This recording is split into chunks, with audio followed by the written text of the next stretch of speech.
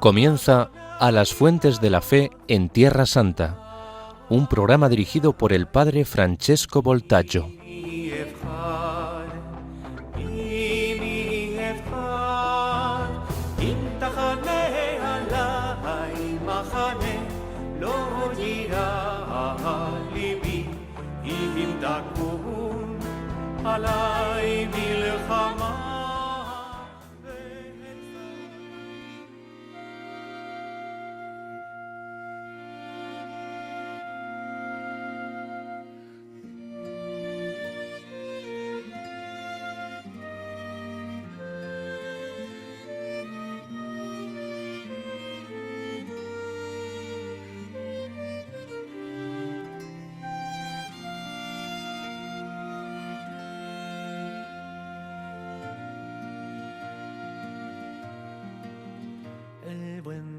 Me mostró su camino de la mano de mi juventud. Me llamó a conectar con las almas y llevar sin fronteras su luz. Con el fuego de la Santa Misa y la fuerza que da el adorar, confesando con fe mis pecados y confiando en mi ángel guardián. Caminar hacia Dios por la senda de Cristo Jesús y brillar como el sol para que otros reciban su luz. Caminar hacia Dios por la puerta que se abre en la cruz, que el mensaje navegue a través de la red hasta el mundo en total amplitud, que el mensaje navegue a través de la red hasta el mundo en total amplitud. Queridos amigos de Radio María, hola a todos, Shalom lekullechem, Salam ilal jami', paz a todos desde Tierra Santa, desde Jerusalén. Hemos hablado en los episodios anteriores de la transfiguración y después de la curación por parte de Jesús de un muchacho epiléptico y después de su catequesis sobre la fe. Y en este punto hemos llegado al segundo anuncio de la pasión y resurrección por parte de Jesucristo, al cual sigue en los tres evangelios sinópticos una enseñanza, una catequesis y también un signo profético concreto que hace Jesús en relación con los niños y el reino de los cielos.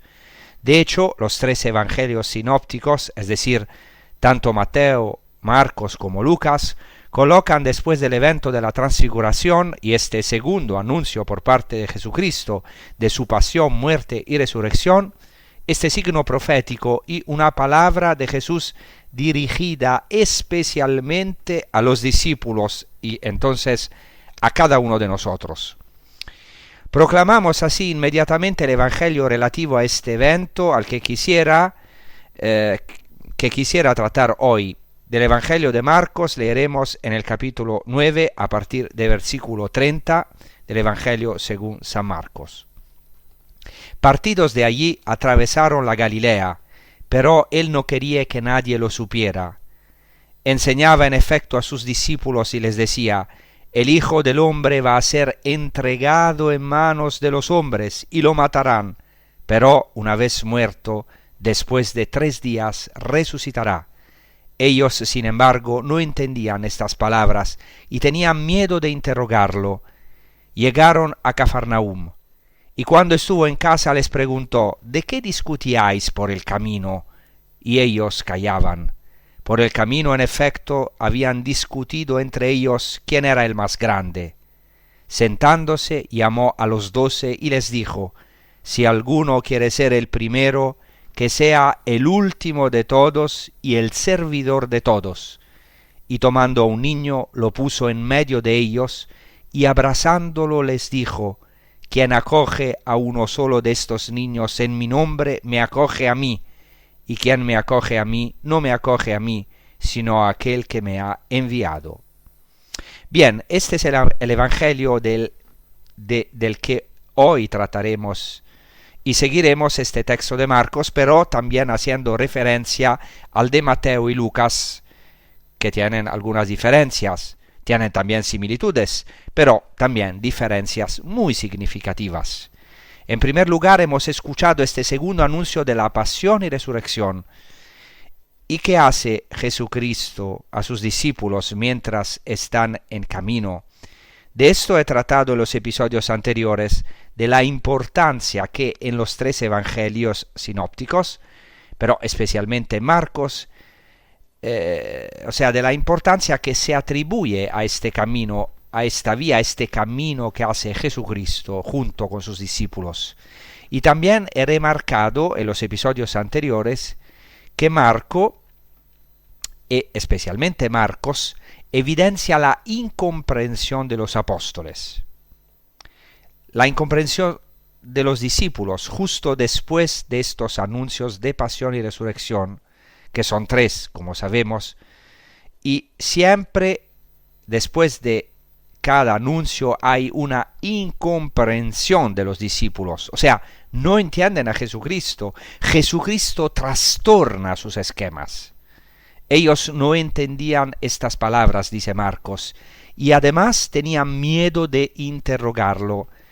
Bien, después hemos escuchado que en este camino Jesús con los suyos, según el Evangelio de Marcos, llegan a Cafarnaum, o sea, están en camino y se dirigen, como sabemos, a Cesarea de Filipo. Y después ocurrió el evento de la transfiguración en el monte. Hemos dicho que la tradición lo sitúa en el monte Tabor, yendo hacia Jerusalén. Pasan por Cafarnaum y no solo Marcos subraya que están en camino, sino también se subraya un lugar importantísimo, un lugar santo, donde ocurre este evento y esta palabra de Jesucristo. Este lugar es la casa, es decir, la casa de San Pedro. Entonces Jesucristo lleva a los suyos, él estaba en camino hacia Jerusalén, y los reúne en la casa en secreto, por así decirlo, en la intimidad entre el maestro y los discípulos. Y aquí Jesús hace un signo fundamental. Primero pregunta a los apóstoles: ¿de qué estabais discutiendo por el camino? He aquí esta insistencia en el camino. Esta es una pregunta que también hoy nos hace Jesucristo a nosotros, a su iglesia, a nosotros personalmente. Nosotros también estamos caminando, estamos en un camino. Y la primera pregunta que nos hace Jesucristo, mientras que estamos en el camino, es: ¿de qué estáis discutiendo en este camino? Pero los discípulos callan. De hecho, estaban discutiendo entre ellos quién era el más grande. Los evangelistas subrayan precisamente que se trata de un dialogismos, se dice en griego, de un pensamiento malvado, o de un diálogo, de un razonamiento entre ellos. Entre ellos, pero también en su interior, y el asunto de este pensamiento, de este diálogo, era quién era el más grande. Y Jesucristo precisamente los llama a sus discípulos así en la casa de Pedro. Esta casa que todavía hoy podemos admirar en Cafarnaum, por lo tanto lugar santo, por tantos eventos, milagros, pero también palabras que Jesucristo ha dirigido en secreto, en la intimidad, en amistad con los discípulos, con paciencia hacia ellos, con misericordia hacia ellos y hacia nosotros, incluso cuando no entendemos. Muchas veces nosotros, como los apóstoles, no entendemos. Pero Jesucristo nos instruye a través de la vida, a través de la palabra, a través de los sacramentos, a través también de las inspiraciones interiores, las inspiraciones del Espíritu Santo. Y Jesucristo, como hemos escuchado, se sienta signo de que Él es el maestro, el rabí por excelencia. Llama a los 12 y les dice, si uno quiere ser el primero, que sea el último de todos. El servidor, en griego diáconos, que sea diáconos de todos. Y después hace un signo profético, un acto profético, un signo que los apóstoles recordarán para siempre, tanto que entrará en el Evangelio. ¿Qué hace? Jesucristo toma a un niño que evidentemente estaba en la casa y lo pone en medio. Y por lo tanto Jesucristo pronuncia un mashal, como se dice en hebreo. Mashal en hebreo significa un proverbio, pero también una comparación, una parábola, un proverbio. Es un sacramento con S minúscula, un signo profético. Pone un niño en medio de ellos, lo abraza y abrazándolo dirige esta palabra, esta catequesis a los apóstoles y a todos nosotros. Dice, quien acoge a uno solo de estos niños en mi nombre, me acoge a mí. Y quien me acoge a mí, no me acoge a mí, sino a aquel que me ha enviado. Eso es algo fundamental porque ya en la tradición bíblica y en la tradición judía es de un niño de donde viene la salvación. Claro, en la Navidad esto es patente. Se cumple este misterio. Dios se hace niño, un niño inerme, desarmado, frágil, y que además es depositado en un pesebre. Y de esta fragilidad, de esta imposibilidad, de esta, podríamos decir, debilidad extrema, nace la salvación.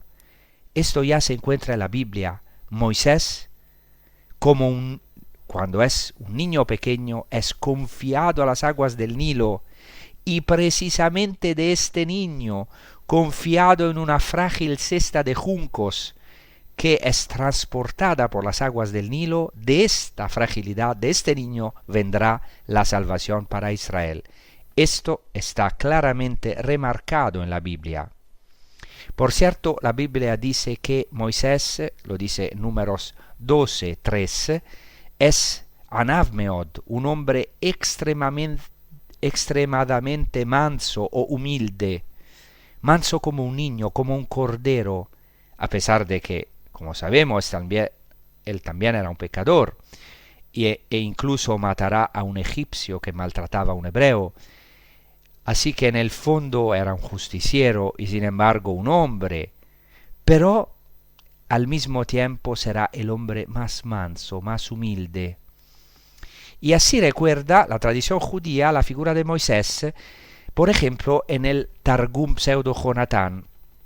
El Targum es la traducción en arameo del texto hebreo, donde pero se insertan algunas inserciones muy interesantes, inserciones que llamamos midrashicas, es decir, el midrash es un relato, un enriquecimiento con respecto al texto bíblico, una interpretación rica y profunda del versículo, en este caso del versículo Éxodo 1:15, y cito el Targum Pseudo-Jonatán a este versículo. En esta inserción se cuenta un sueño del faraón, y dice así, y cito, el faraón dijo que había tenido un sueño mientras dormía. He aquí que la tierra de Egipto estaba sobre el plato de una balanza, y un cordero hijo de una oveja estaba sobre el otro plato de la balanza, y el plato que sostenía al cordero pesaba más. Inmediatamente el faraón mandó llamar a todos los magos de Egipto y les contó su sueño.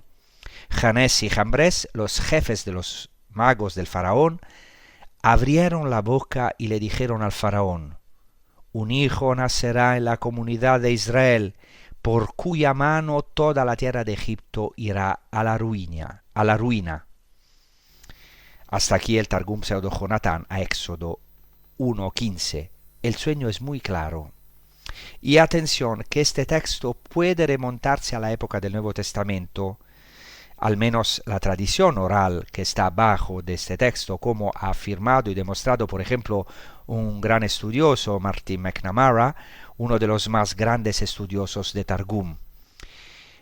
Como hemos visto en este sueño que nos narra el Targum, el faraón ve un cordero.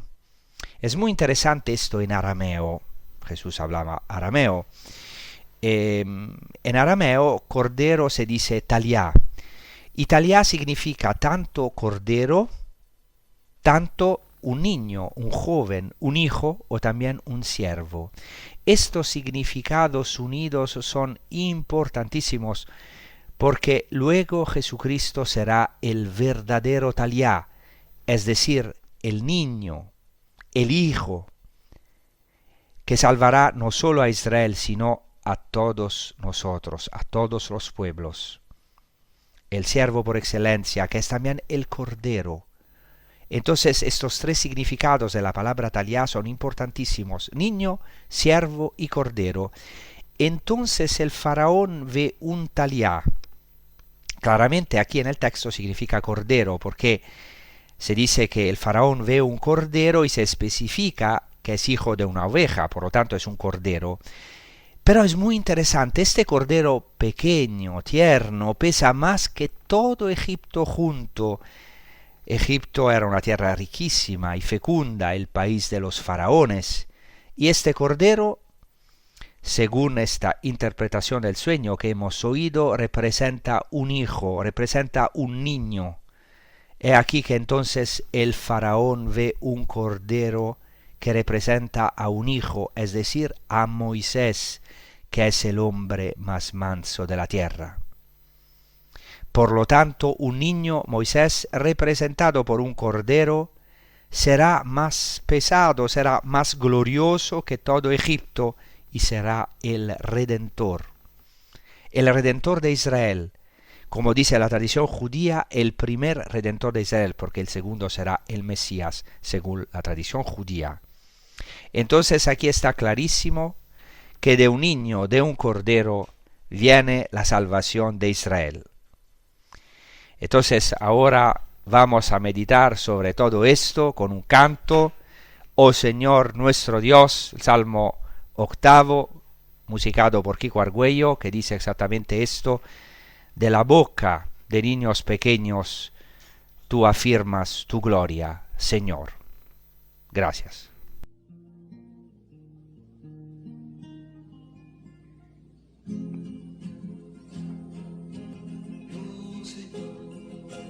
Nuestro Dios, qué admirable es tu nombre, toda la tierra, tu nombre, hasta el cielo se eleva tu amor. Oh Señor,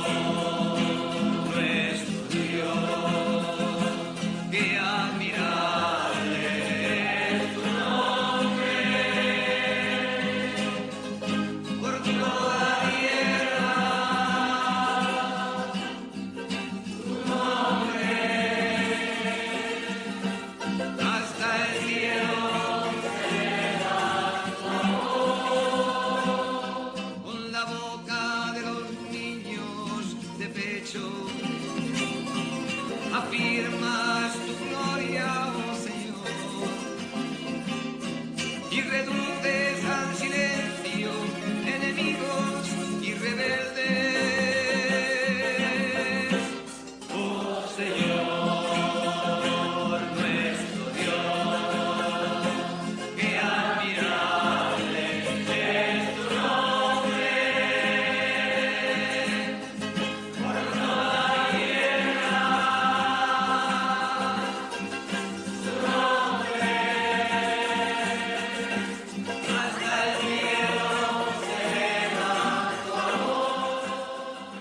Entonces estamos hablando de cómo de un niño viene la salvación de Israel.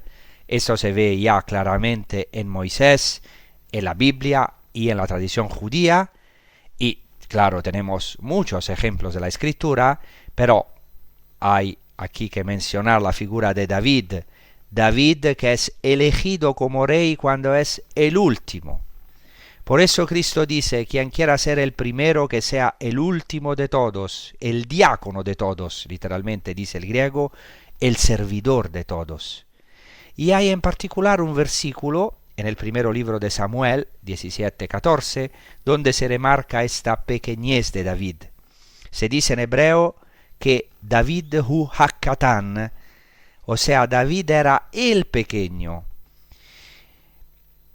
Se define entonces a David como el pequeño. Es muy interesante porque la interpretación que hace el Talmud de este texto dice, ¿por qué David es llamado pequeño? Porque se hizo pequeño, no solamente era pequeño. Así dice el Talmud de Babilonia en el tratado Megilá 11a, cito, David es desde el principio hasta el fin en su pequeñez. En el nombre de su pequeñez él se hizo pequeño. Ante aquel que es más grande que él en la Torá, es decir, Dios. Se hizo pequeño ante aquel que es más grande que él en la Torá, es decir, Dios. Así en su reino se hizo pequeño ante aquel que es más grande que él. En sabiduría se humilló, por lo tanto se hizo pequeño y por esto Dios lo exaltó. Por cierto, hay un juego de palabras también en hebreo entre pequeño, que significa también niño, y grande, que sin embargo indica también un adulto. Luego podríamos continuar en la tradición judía. Por ejemplo, otra vez en el Talmud de Babilonia se dice que uno que se convierte al Señor es como un pequeño que ha nacido, es como un recién nacido. Alguien que por lo tanto viene como regenerado. Atención que esto se encuentra también en el Evangelio de Juan. Esta idea, obviamente, cuando Jesucristo, dirigiéndose a Nicodemo, dice que nadie puede entrar en el reino de Dios si no renace de lo alto, si no es regenerado, generado de nuevo. Por lo tanto, la conversión es una regeneración, un nuevo nacimiento. De esto, en cierto modo, hay alguna alusión en el Talmud. Es interesante, por ejemplo, una frase del Talmud en la que se habla de esta extrema humillación, que es una cierta mortificación. Por ejemplo, en el Talmud de Babilonia, en el tratado Tamid 32a, se dice, ¿qué hará el hombre para vivir verdaderamente? Los ancianos dijeron, y Rabbi Alexander dijo, se matará a sí mismo, es decir, se dará muerte a sí mismo. Muy interesante. ¿Y qué hará el hombre? Si quiere vivir, tendrá que morir. Esta claramente es una idea que retoma Jesucristo. O mejor dicho, no sabemos si este texto es posterior a Jesucristo, pero Jesucristo lo afirma con claridad. Quien busca su propia vida la perderá. Quien pierde la vida por mi causa, por mi amor, la encontrará.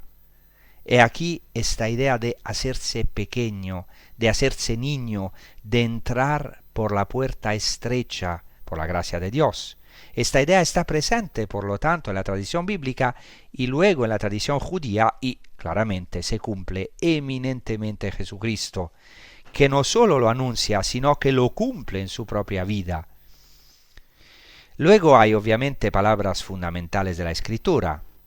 Basta pensar en el bellísimo Salmo 131, que es uno de los salmos más breves de toda la Biblia, pero más fuertes, en el que el orante se compara con un niño. Es un salmo maravilloso. Dice, Señor, mi corazón no es soberbio, ni mis ojos altivos, no busco cosas grandes, grandezas, ni maravillas que me superan, sino que estoy callado y sereno como un niño destetado en brazos de su madre, como un niño destetado está mi alma en mí. Espere Israel en el Señor desde ahora y para siempre.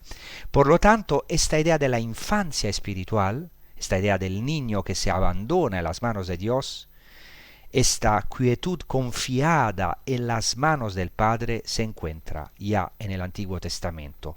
Luego pensemos en el Salmo 8.3 que ahora hemos escuchado, que Jesucristo cita cuando se reprocha a los niños porque lo aclaman cuando entra triunfante en Jerusalén. Y Jesucristo cita exactamente este salmo.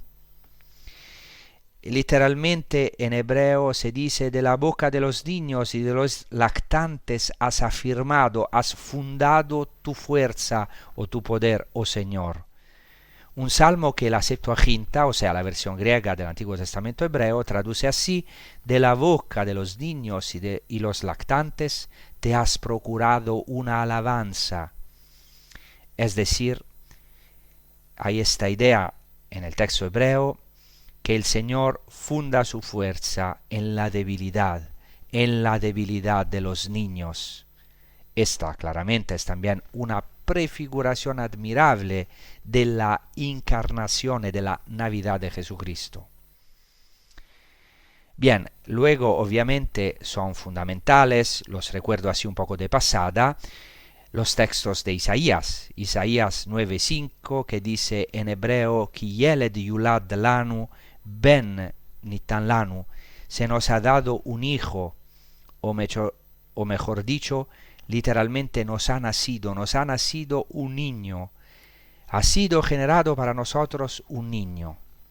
Este hijo, que será el hijo de David, que será el Emmanuel, el Dios con nosotros, al que se atribuyen tantos títulos: príncipe de la paz, incluso en hebreo el Gibor, Dios poderoso, o sea, él será el Salvador de Israel. Y luego, obviamente, Isaías 11:6, donde se profundiza la figura de este descendiente de David, que nacerá del tronco muerte de Jesé, que será un vástago, por lo tanto algo débil, pero sobre él se posará la plenitud del Espíritu del Señor. Y esto provocará una paz universal. En el versículo 6 precisamente se dice que el lobo morará con el cordero, el leopardo se acostará junto al cabrito, el ternero y el leoncillo pasarán juntos, y un niño pequeño los guiará. En hebreo se dice Nahar Katán, un joven pequeño, un muchacho pequeño, o como traduce la Septuaginta, Paidion Mikron, un niño pequeño. Por lo tanto, esa salvación, esta paz mesiánica maravillosa, viene de un niño pequeño. Bien, sabemos luego que en tiempos de Jesús los niños, especialmente en el ambiente romano, no eran considerados, a lo mejor también en el ambiente hebreo, pero en el ambiente hebreo, sin embargo, los niños se acogían para la enseñanza de la Torá. Por ejemplo, tenemos un testimonio en la comunidad de Qumran de que también los niños eran acogidos en la comunidad y eran iniciados. Entonces hay también una exaltación del niño, sobre todo en sentido espiritual. Por ejemplo, en el Talmud de Babilonia se dice que quien se hace pequeño respecto a las enseñanzas de la Torá en este mundo es hecho grande en el mundo venidero. Y quien se hace esclavo en este mundo es hecho libre en el mundo venidero, es decir, en la vida eterna. Entonces tenemos también en la tradición judía rabínica esta idea de la humillación y después de la exaltación que proviene de esta humillación. Ahora profundicemos este aspecto de Jesucristo que pone un niño en el medio. Esta enseñanza, como he dicho, tiene lugar en la casa de San Pedro. Nos invita a poner en medio, a poner en el centro de nuestra vida a este Dios que se hace niño. Esto debería ser el centro de nuestra vida cristiana. Hemos visto cómo Jesús se identifica con los niños, con los pequeños. Es importante porque Jesucristo, en varios pasajes del Evangelio, hace referencia a los pequeños, a los niños. ¿Y quiénes son estos pequeños? Ante todo, los apóstoles, es decir, los enviados, porque serán llamados a ir sin nada por las calles del mundo, sin bolsa ni alforja. Hace poco nosotros hemos tenido esta gracia de hacer esta experiencia como hizo hacer a Jesucristo a sus apóstoles y sus discípulos, y también San Francisco de Asís a sus frailes, de ir de dos en dos, sin bolsa, sin nada, como los últimos, como los pequeños. Entonces, estos son los apóstoles, los enviados del Señor, como dice San Pablo, muchas veces despreciados, considerados últimos, la basura del mundo. Y es aquí que Jesucristo se identifica con los enviados, con los apóstoles, y luego ciertamente con los que son niños, que son últimos, por lo tanto los humildes, y también ciertamente los mismos niños en sentido material. Ser cristianos es ser pequeños, como Jesucristo. Este es el centro mismo de este acontecimiento. Por eso Jesucristo pone en medio a un niño, lo coloca en el centro, para que podamos contemplar esta realidad, un Dios que se hace niño en el pesebre. Muchas veces pensamos que ser cristianos es progresar en la vida espiritual, es subir, digamos así, progresar en el sentido de subir, pero nuestra subida, nuestro progreso en realidad es descender, bajar, es ser pequeños como Jesucristo, hacerse pequeños, hacerse niños. En cuanto a malicia, ciertamente, y madurar en la fe, parece una paradoja, pero madurar en la fe, crecer en la fe, significa disminuir, bajar, hacerse pequeño, renacer de lo alto por obra del Espíritu Santo. Y eso es muy interesante porque en el ambiente semita el más pequeño es precisamente el que sirve. Todavía hoy, esa es también mi experiencia porque vivo también entre los árabes. Quien entra, por ejemplo, en la casa de un árabe, los árabes son muy hospitalarios, sabe que en la casa sirve el más pequeño. O quien conoce, por ejemplo, el ambiente judío, por ejemplo, en la liturgia de la Pascua, del Pesaj, de la Pascua judía, quien lava las manos a los otros es un niño. En los tiempos de Jesús también, durante el Seder Pascual, durante el rito de la Pascua, quien lavaba las manos a los demás era el más pequeño. Y cabe notar que en la cena pascual por excelencia, o en el marco pascual en el que Jesús instituye la Eucaristía, él mismo lava no las manos, sino los pies de sus discípulos. Él, el Maestro, se hace siervo. No permite que alguno de los apóstoles sea más pequeño de él, porque él tiene que mostrar este icono maravilloso. Un Dios que se hace niño, el Maestro que se hace siervo, el más grande de todos que se hace pequeño. Ahora vamos a meditar sobre todo esto con un canto, justamente, que se titula, y vamos a escuchar también, María, pequeña María, María en su humildad, en su pequeñez, y Dios la exaltada, para ser de verdad la Madre de Dios, la Arca de la Alianza.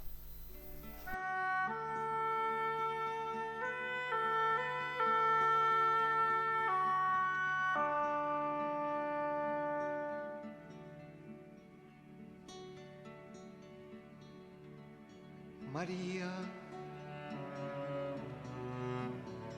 pequeña María, tú eres la brisa suave de Elías, el susurro del Espíritu de Dios.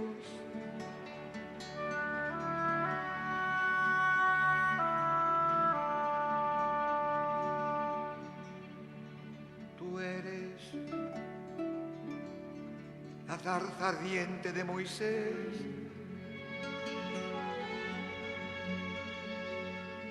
que llevas al Señor y no te consumes.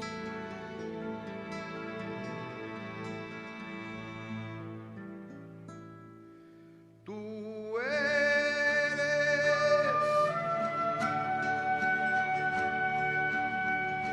el lugar a mí,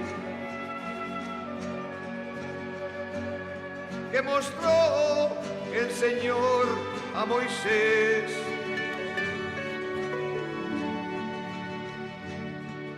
Tú eres la hendidura de la roca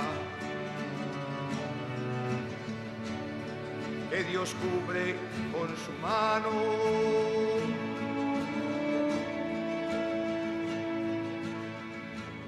Mientras que pasa su gloria.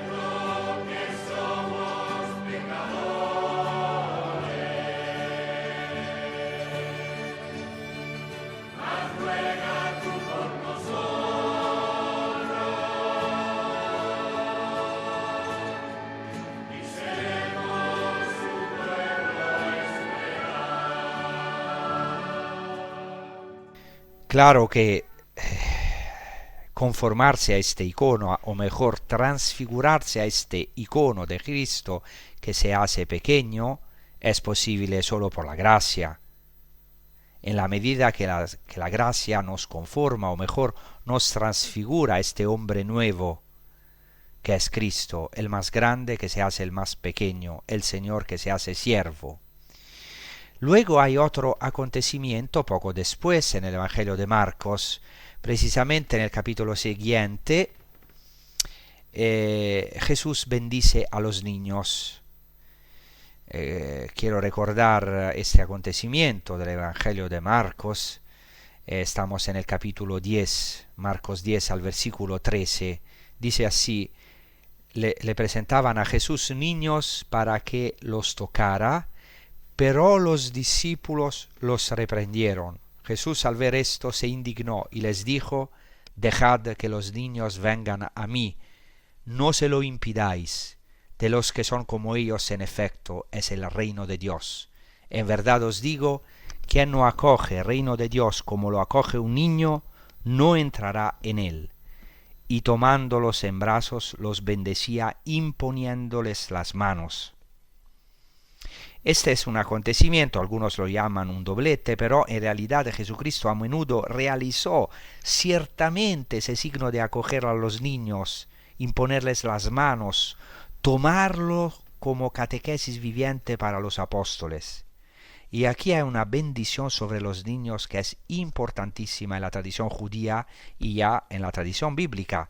En particular debemos recordar aquí el texto de Génesis 48, donde Jacob, es decir, Israel, hace acercar a los dos hijos de José, que se llaman Efraín y Manasés. Los besa y los abraza, impone las manos sobre los dos, sobre sus dos nietos, Efraín y Manasés, que son los hijos de José. Pero aquí sucede algo inesperado. Jacob, cuando los está bendiciendo, intercambia las manos, la derecha y la izquierda, y el primogénito se convierte en el último, es decir, los cambia. Es interesantísimo este texto. Jacob cruza las manos, es como un signo de cruz. Intercambia las manos. Vale la pena proclamar brevemente algunos versículos de esta bendición de Jacob a los dos hijos de José, Efraín y Manasés, porque luego, en la tradición judía, se convertirá en la bendición por excelencia de los niños. Aún hoy los judíos bendicen a los niños a través de esta bendición bíblica. Esta bendición entonces es muy antigua, lo sabemos también por un texto del Targum. Es una bendición muy antigua y hasta hoy los judíos la hacen así. Entonces se dice en este texto de Génesis 48, Jacob dice a José su hijo, que te haré fecundo daré la tierra a tu descendencia en posesión perpetua, por tanto es una herencia eterna, un traspaso de herencia. Y después Israel ve a los hijos de José y dice, ¿quiénes son estos? Y José responde al padre, son los hijos que Dios me ha dado. Y Jacob dice a José, tráemelos, tráeme a tus hijos Efraín y Manasés para que yo los bendiga. Y se acercan a él, los besa y los abraza. Y Israel, es decir, Jacob, ¿qué hace? Toma los dos, Efraín a su derecha y Manasés a la izquierda, por tanto impone la mano derecha sobre Efraín y Manasés con su izquierda. Pero ¿qué sucede? Que Jacob intercambia las manos, como he dicho. Pone la mano derecha sobre la cabeza de Efraín, que era el más joven, el menor, mientras que la izquierda sobre la cabeza de Manasés, es decir, cruza los brazos. Aunque Manasés era el primogénito, por tanto debía ser bendecido con la mano derecha, pero en ese momento el padre José nota que Jacob, su padre, había puesto la derecha sobre la cabeza de Efraín, y esto le desagradó, y quiere volver a cambiar las manos porque quiere que el primogénito, como era tradición, sea bendecido. Pero atención, es muy interesante esto de Jacob, porque Jacob, como sabemos, había captado la primogenitura al hermano Esaú, o mejor, Esaú había vendido su primogenitura y por tanto Jacob obtuvo la bendición del padre. Ahora intercambia las manos. También Manasés dice se convertirá en un pueblo. Él también será grande, pero su hermano menor será más grande que él. Este texto de la Torá está muy presente claramente en la mente de Jesucristo, pero también en los apóstoles, porque conocían de memoria la Torá. Sabían por este texto que el más grande se había hecho el más pequeño, el mayor se había hecho menor y el menor se había hecho primogénito. Así que ven, Jacob cambia. El hermano menor será el más grande, como dice el texto hebreo. Dice claramente que el más pequeño será más grande que él, y su descendencia, dice literalmente el texto hebreo, será plenitud de las gentes. Podemos también traducir plenitud de los paganos. Es maravilloso este texto. Hay además un exégeta, un intérprete de la Biblia que se llama Duncan Derrett, que ha visto precisamente este texto de Génesis 48 como trasfondo de ese texto del que hemos hablado en Marcos, de Jesús que abraza a los niños y les impone las manos. Un texto que es paradigmático, Génesis 48, porque se convirtió en la bendición por excelencia, la bendición que todo Israel hará sobre los niños. En Génesis 48 dice así: el Dios en cuya presencia han caminado mis padres, Abraham y Isaac, el Dios que ha sido mi pastor desde que existo hasta hoy, el ángel que me ha liberado de todo mal, bendiga a estos muchachos. Sea recordado en ellos mi nombre y el nombre de mis padres, Abraham, Isaac, y multiplíquense en gran número en medio de la tierra. Entonces, este acontecimiento es fundamental, la bendición de los dos hijos Efraín y Manasés, este intercambio, porque el más grande se convierte en el más pequeño, mientras que el más pequeño se convierte en el más grande. Los últimos serán los primeros. Esto se encuentra luego también en la tradición judía. Aún en un tratado del Talmud de Babilonia, Pesajim, hay un texto interesantísimo, se narra que un día Rabbi Yehoshua, hijo de Leví, dijo que hay personas preciosas en este mundo y no importantes en el mundo venidero. Hay una tradición precisamente en el judaísmo de los justos ocultos, escondidos, en hebreo tzadikim nistarim, ya he hablado de estos en otras ocasiones, es decir, personas preciosas que en realidad son humildes, están ocultas, viven una vida escondida. Mientras, dice este texto, hay personas que no son importantes en este mundo, pero lo serán en el mundo venidero. Y Rabbi José, hijo de Rabbi Yoshua ben Levi, se dice en este texto, estuvo cerca de la muerte, se enfermó y estuvo muy cerca de la muerte. Pero cuando volvió a la buena salud, el padre le preguntó: ¿qué has visto? ¿Qué has experimentado en esta cercanía a la muerte? Y así responde Rabbi José: un mundo al revés he visto. Muy interesante, he visto un mundo al revés. He visto los más altos abajo. A Elionim le mata, se dice en hebreo. He visto los más altos abajo. Y los más bajos arriba. Vetachtonim le mala en hebreo. He visto los más bajos arriba. Y así responde el padre: hijo mío, has visto un mundo muy claro. Está al revés, pero es muy claro. Y responde: ¿y nosotros cómo estamos allí? Como estamos aquí, estaremos también allí. Es decir, cuanto más nos abajemos, más arriba estaremos. Esto ya lo dice la tradición judía, y Jesucristo lo anuncia, no solo lo anuncia, lo cumple con este signo profético de los niños, con esta bendición a los pequeños, que significa también el paso de una herencia, de un tesoro inmenso, que es el tesoro del reino de los cielos. Esta es una palabra también para todos nosotros, que se ha cumplido en nuestra vida, en nuestro bautismo.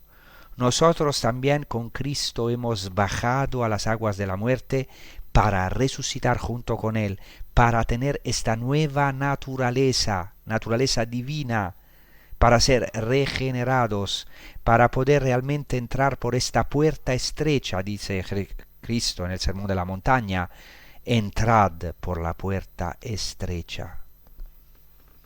No se trata solo de un esfuerzo humano, digamos, moralista. Es claro que luego está también nuestra adhesión, está también nuestro esfuerzo, ¿no?, en la vida cristiana, pero es ante todo una gracia, es un camino. Por esto, esta palabra que viene de Jesucristo está precisamente en el camino, en la vía, como dice el Evangelio de Marcos.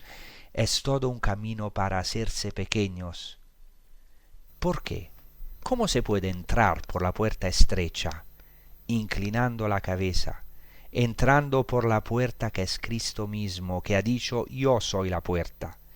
Entrando por el humilde por excelencia, el manso por excelencia, que es Cristo, el verdadero Cordero, el verdadero niño, la mansedumbre hecha carne.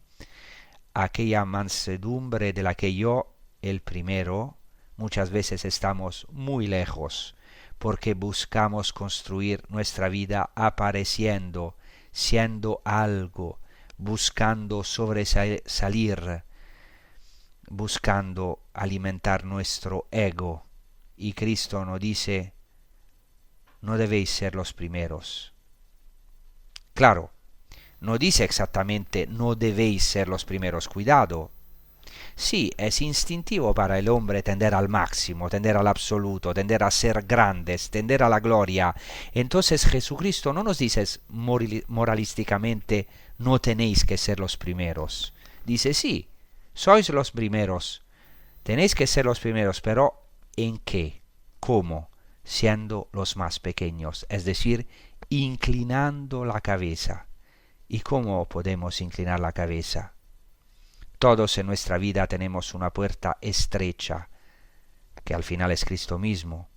Todos tenemos una puerta estrecha, que es la cruz de Cristo, que son acontecimientos, hechos concretos que nos humillan, una enfermedad, un momento de crisis interior, una depresión, hechos que hemos vivido, fracasos.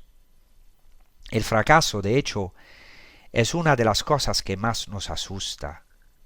He aquí que Cristo se ha hecho niño en la cruz, ha entrado en ese oscuro fracaso, en esa nube oscura, en ese pesebre, en ese establo, en esa cueva en la que nosotros no queremos, no podemos entrar. Y todo eso para hacernos entrar en la vida verdadera, en el reino de los cielos. La vida cristiana entonces no es un masoquismo, no se trata de intentar hacerse pequeños con nuestras fuerzas, sino de pedir verdaderamente este renacimiento, esta regeneración, esta transfiguración, poder bajar con Cristo para subir con Él, ser capaces de hacer lo más grande que puede hacer un hombre, inclinar la cabeza, ser manso, entrar en la realidad, en los hechos de la historia, también dolorosos, no resistir al malvado, amar a los propios enemigos. Esto solo Cristo puede hacerlo en nosotros. Solo esta nueva naturaleza, solo la vida divina que está en nosotros puede cumplir esto, es decir, la naturaleza de Cristo mismo. Muchas gracias. Os deseo una buena prosecución con los programas de Radio María. Estamos unidos en la oración, nosotros por ustedes, por vosotros desde los lugares santos, y rezad también por nosotros. Shalom, Shalom, Jerusalén, pedid la paz para Jerusalén y para todo el mundo claramente. Hasta la próxima y muchas gracias.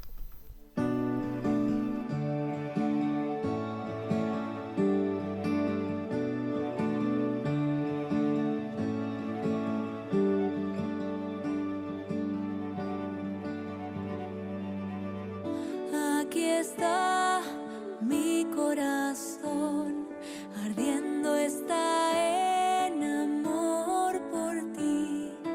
Puedes vivir en mí y yo viviré en ti.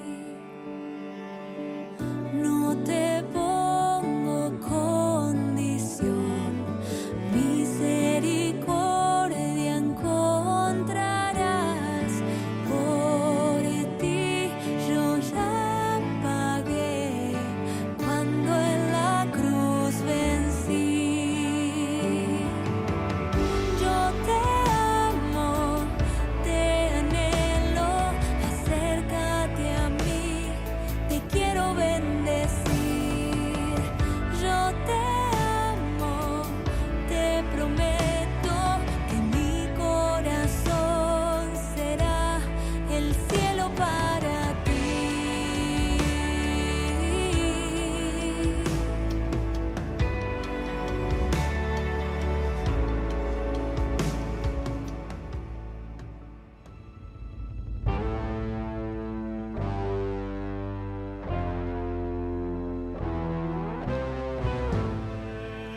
Y así concluye A las fuentes de la fe en Tierra Santa, con el padre Francesco Voltaggio.